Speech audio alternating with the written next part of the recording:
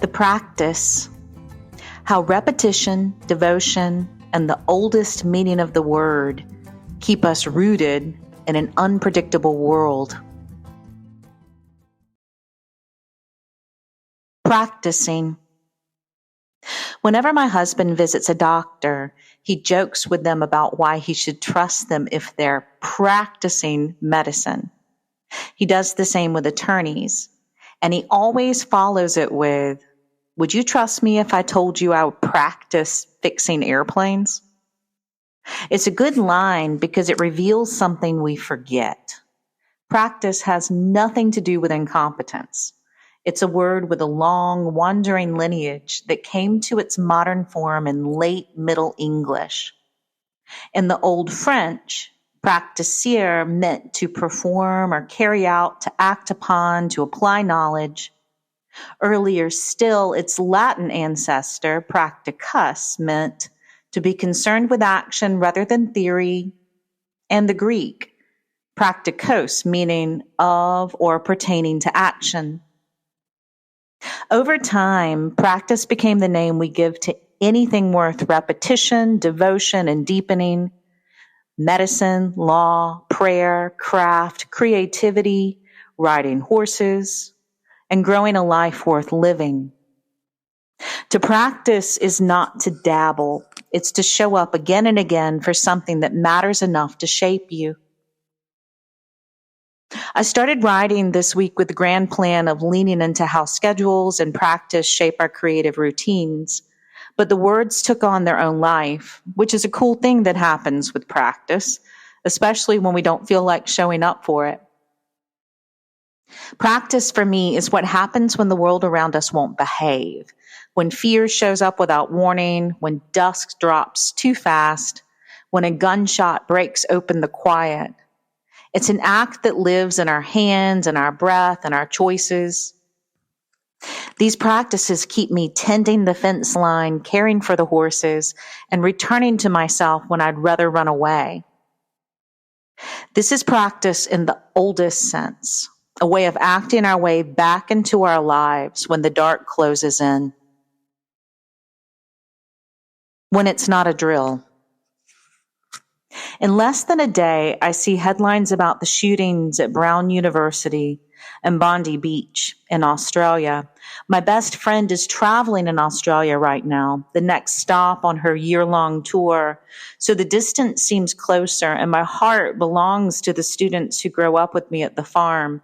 I'm not a mother, but I play one on TV, and I know what it feels like to have a bullet fly over my head and to run in terror from wherever the next one might land. I've removed firearms from my house because of sick family members. I've run self-protection drills. I've learned how to clear a room and practice 2 to the chest, 1 to the head. I'm a Winchester by my mother's lineage. And I understand why the house in San Francisco was built with staircases leading nowhere, as Sarah Winchester tried to outbuild the ghost born from her namesake. When I caved and practiced shooting, it was because a man on drugs at the old farm tried to repeatedly kill me. And then a few short months before we moved to the new farm, another neighbor hired a meaty man to sit in a blind all day and pick off coyotes with a high-powered rifle. The shots ricocheted through the river valley and through the riding ring. I flinched at first. Later, in the last session of the day, a single shot cracked too close and a seasoned horse spooked with a rider on top of her. Christopher marched up to the blind and told the neighbor to stop. The neighbor got angry that Christopher had stepped onto his land and hurled curse words at him. Christopher apologized for his language. The neighbor's feelings were hurt, and we never spoke again. So my tolerance for random gunfire is and always will be in short supply.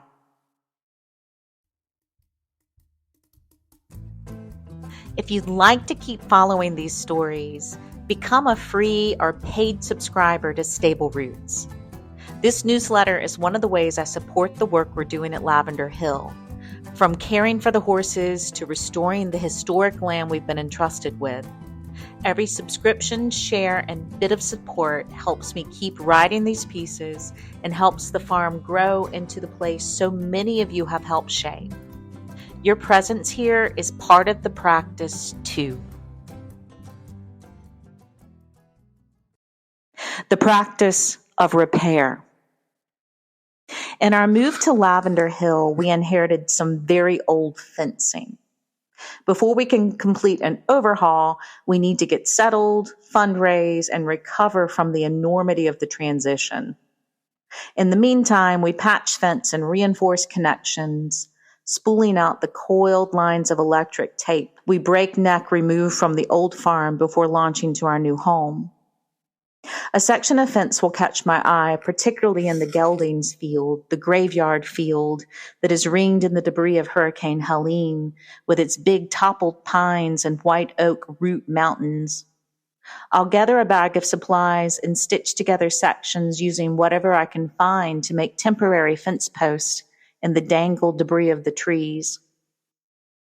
Fixing fence is a meditative act for me. I grumbled about having to do it until I'm securing and drilling and tensioning, and the satisfaction of doing something useful and necessary overrides my initial frustration and bother. I zone out. I talk to the horses as they try to help. They're such good helpers, and take time to see the world around me for the first or 100th time. The practice of fear. The first time someone shot a gun beside me at Lavender Hill, it was dusk, and I was fixing fence and racing the faltering light. The shot came from the other side of the fence, and my visibility was obscured by hurricane debris. I froze at the sound of the gunfire vibrating through my ears. Then I screamed with rage and terror spilling out in equal measure. I couldn't find the shooter. The second time someone shot a gun beside me at Lavender Hill was near the same area. Our fence borders the neighbor's huge field. There isn't a house or a human in sight at the spot, but there are so many better places for someone to practice target shooting. The last sunlight slipped past the horizon across the pond. I couldn't find the shooter.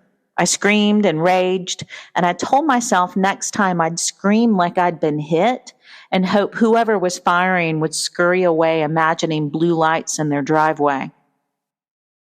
The third time someone shot a gun beside me at Lavender Hill, I was checking the geldings for the night and adjusting their blankets. My hands were against Bentley's smooth neck as the shot rang out. It was fully nighttime and the stars were crisp and clear above us. Bentley and the others bolted around me. I wanted to run away with them. I screamed and the gunshots stopped. We've only lived at this farm for 3 months. There has never been a pattern to the shooting besides being dusk or dark, and it was always the same spot along the fence line where an unseen person practiced shooting beside my field. My students in evening lessons became part of the conversation. We listened to each crack of gunfire and talked about our own histories with firearms. I mapped out the old stories from the previous farm, the neighbor out of his mind, bullets going over me. But when I planned my first rooted gathering for women, I didn't once think, I hope no one shoots beside us while we sit in quiet reflection by the pond in the afternoon. So when a shot rang out mid-circle and the geldings tore through their field beside us, I was stunned into silence before letting out a primal scream across the water. I had no clue how to stop this practice. Luckily, Christopher did. He crossed the field and climbed through the fence and searched until he found a man sighting his rifle. Christopher explained we had a workshop happening yards away. The neighbor listened with humility and kindness. He offered to text before practicing next time to make sure the coast was clear. It was such a different exchange, two humans having an actual conversation, than the last time Christopher asked a neighbor to watch their shots. Practice isn't only what we do with our hands, fixing fence, adjusting blankets, gripping a bucket of tools while our hearts are pounding. It's also the way we meet each other when things go sideways. Some people rehearse their fear without meaning to. Others fall back on anger. But then someone surprises you by choosing courtesy instead of defensiveness. That choice shifts the outcome. I'm starting to see that practicing humanity is just as real as any fence repair or evening check. Those small, repeated gestures that make it possible for us to live beside one another without bracing for an impact. We're all practicing something out here. I'm practicing staying present when the dark closes in and my instinct is to run with the horses. Christopher is practicing stepping toward a problem instead of away from it. And this neighbor on this particular day practiced consideration. It doesn't fix the world, but it gives a little more room to trust the process. It makes me believe we can learn how to share a fence line without losing our humanity in the process. Practice makes perfect. It brings me back to the older meaning of practice, not the kind we joke about with doctors and not the childhood idea of drilling something until we get it right.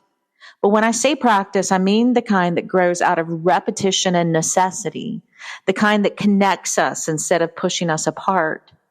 By practicing, we commit to showing up again and again for the things that teach us how to be better humans. We have to keep trying until we get it right. At Lavender Hill, practice looks like mending the same stretch of fence 3 times in a week and learning the shape of every knot in the wire. It looks like caring for a piece of land we haven't even had time to settle into yet. It looks like showing up for the people who gather here, even when the day has already taken whatever softness I have left. It looks like screaming when I need to and not pretending I don't. It looks like staying still long enough to hear my own thoughts or stepping forward when the moment requires it. And it also looks like creativity because that's the one place where I can remember the world hasn't stopped making things. Prayer fits in there too, in whatever form we manage. A breath, a name spoken out loud, or just refusing to turn away from each other when it would be easier to walk away. Practice as a way of life. I'll leave you with these words from Nadia Bowles-Weber. Look, I wish to God I understood the distributed math of human suffering, why it's not really doled out in equal measure or with any kind of fairness. All I know is that none of us get out unscathed. And I'm not trying to be a bummer during Advent, but if you're not in a time of trouble, one is coming or one has just ended. I'm so sorry about that. I just respect you too much to pretend otherwise. Nadia later says, so in these last days of Advent, the nights are getting darker and the light from those glowing screens we hold in our hands are trying even harder to convince us everything is horrible, we don't need each other, and that thoughts and prayers are a joke. And you might be tempted to start coming up with your own conclusions. Don't fall for it. Any prayer we can muster for other people matters. So make up your own or recite the old ones, speak a name, light a candle, send a blessing, and trust that God will gather them up and make the very best use of them because the world needs it. I need it. Those who have no one to pray for them need it. And if you cannot pray, know that you are covered by spiritual PTO. Because we belong to each other and Jesus' own prayers are still raining down. And I promise it is enough for us all. Amen. Our practices aren't meant to shield us from the dark. They're the familiar things we return to while we're making our way through the shadows. We patch fence, we show up for our work. We set down our fear for a minute and touch the warm neck of a horse. And these small acts remind us that we're still here, still choosing, still shaping a life inside all that unpredictability. Practice is the old word for putting knowledge into action, but it's also the promise we make to ourselves to keep returning, even when the world startles us or the night falls too quickly. And maybe that's the truest hope we can summon. Not that the path will clear, but that returning, however imperfectly, reminds us we still know how to go on. Love, Kim.